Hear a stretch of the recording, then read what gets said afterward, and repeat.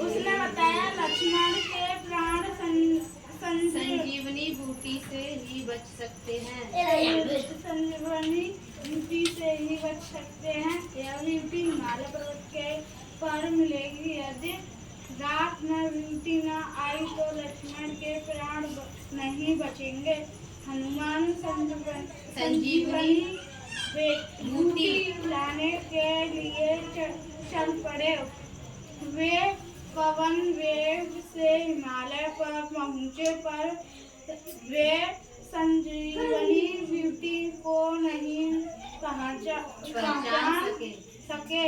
अंत में उन्होंने उस पूरे पर्वतखंड को ही जड़ से उखाड़ लिया।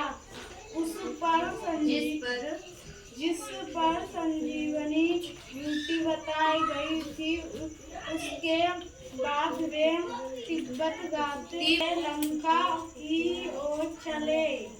दिन निकलने से पहले ही वे लंका पहुंचे तो रामचंद्र जी लक्ष्मण का सिर अपनी गोद में रखे विलाप कर रहे प्रसन्न हो गए।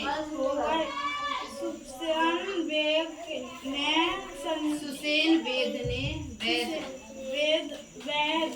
संजीवनी बूटी से लक्ष्मण का इलाज किया। कुछ ही देर कहते हुए लक्ष्मण उठ बैठे। अब रावण अपने भाई कुंभकर्ण के पास गया। कुंभकर्ण बहुत बलवान था। कहा जाता है कि उसमें हजारों हाथियों का बल था। उसका शरीर भी बहुत विशाल था। वह लगातार 6 महीने सोता था। जब रावण उसके पास पहुंचा, वह सो रहा था। रावण ने उनके अनेक प्रयत्न करके उसे जगाया और उसे सब बातें बताई। पहले तो उसने रावण को समझाने का प्रयत्न किया, किंतु जब उसे लगा कि रावण को समझाने का कोई प्रभाव नहीं होगा तो वह युद्ध करने के लिए चल दिया। कुंभकर्ण को आता देख वानर और रीछ पेड़ और पत्थर लेकर दौड़े, पर उस पर इन चीजों का कोई प्रभाव नहीं हुआ। उसके विपरीत उसने ऋषि वानरों का मार कर बेहाल कर दिया। यह देखकर रामचंद्र जी धनुष बाण लेकर चले। उन्होंने बाणों की बौछार से उसके शरीर को छलनी कर दिया। उससे उसे बड़ा क्रोध आया और वह भयंकर रूप से मुंह फाड़कर रामचंद्र जी की ओर दौड़ा। रामचंद्र जी ने उसने मुंह को बाणों से भर दिया और उसके शरीर को काट डाला। रावण ने पुनः अपने पुत्र मेघनाद को युद्ध भूमि में भेजा, परंतु इस बार उसकी एक न चली और लक्ष्मण के बाणों के वार ने उसे परलोक पहुंचा दिया।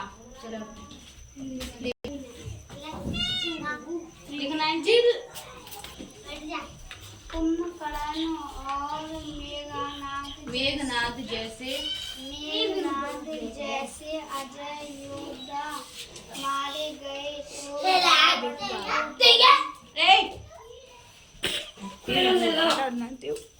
रावण को बड़ी चिंता हुई पर उसने हार नहीं मानी। अब उसने स्वयं युद्ध भूमि में जाने का निश्चय किया। उसने अपने सभी योद्धाओं को बुलाया और उनसे कहा कि प्राणों के लोभ में जो युद्ध से भागेगा मैं स्वयं उसका वध कर दूंगा। अब मरते क्या ना करते कर सभी राक्षस जान पर खेल कर युद्ध करने लगे। रावण ने भी भयंकर बाण वर्षा से आकाश ढक दिया। रामचंद्र जी ने अग्नि छोड़कर उन सबको जला दिया। अब रावण ने प्रचंड शक्ति छोड़ी। रामचंद्र जी ने उसे भी नष्ट कर दिया। धीरे धीरे रावण की सारी सेना मारी गई। वह अकेला रह गया। रामचंद्र जी ने एक साथ 20 बाण छोड़कर रावण के 10 सिरों और 20 भुजाओं को काट दिया। परंतु कटते ही फिर नए सिर और नई भुजाएं निकल आई। अब विभीषण ने रामचंद्र जी को बताया कि रावण की नाभि में अमृत है। जब तक वह नहीं सूखेगा रावण की मृत्यु नहीं होगी। तब रामचंद्र जी ने एक साथ 31 बार छोड़े। एक बार रावण की नाभि में लगा जिसने नाभि का अमृत सोख लिया। शेष 30 बाणों ने रावण के 10 सिर और 20 भुजाओं को काट दिया। रावण धरती पर गिर पड़ा। रावण के मरते ही चारों ओर रामचंद्र जी की जय जयकार होने लगी। रामचंद्र जी ने लक्ष्मण, सुग्रीव, हनुमान आदि को लंका भेजकर विभीषण का राजतिलक कराया। उसके बाद वे पुष्पक विमान में बैठकर सीता लक्ष्मण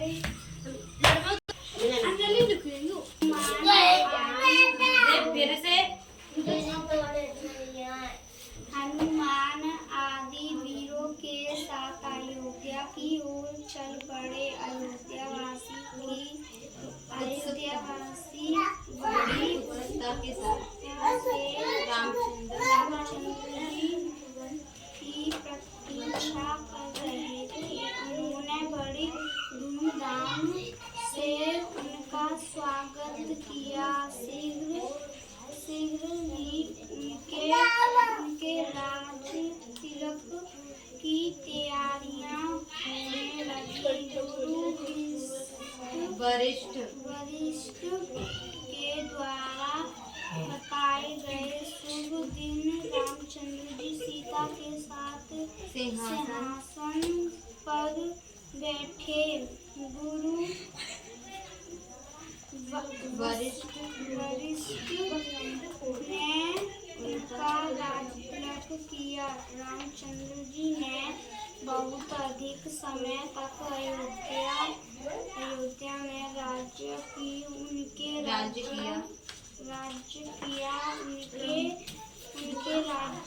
में सब सुखी थे, कोई दुखी न था, किसी से बैर न था। उनका राज्य आदर्श राज्य का राज्य था। राम राज्य के को लोग आज भी याद करते।